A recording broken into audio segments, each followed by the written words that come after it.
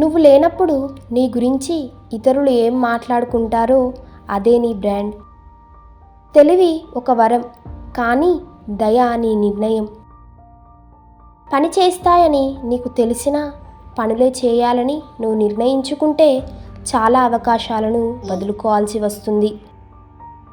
నీ కస్టమర్లకు ఏమి అవసరమో తెలుసుకొని వెనక నుండి పనిచేయి. కష్టపడి పనిచేయి, సరదాగా ఉండు, చరిత్ర సృష్టించు.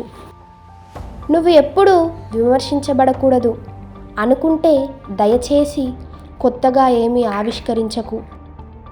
కస్టమర్లపై మక్కువ చూపు, పోటీదారులపై కాదు. నువ్వు ఒక సంవత్సరంలో చేసే ప్రయోగాలు రెట్టింపు చేస్తే నీ ఆవిష్కరణ కూడా రెట్టింపవుతుంది. ఒక సందులేని పెట్టె నుండి బయటపడటానికి గల ఏకైక మార్గం కొత్త మార్గాన్ని ఆవిష్కరించటమే.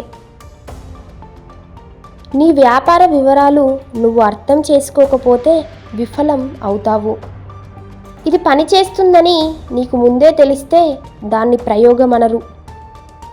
నువ్వు ఒక గొప్ప అనుభవాన్ని సృష్టిస్తే కస్టమర్లు దాని గురించి ఒకరికొకరు చెప్పుకుంటారు.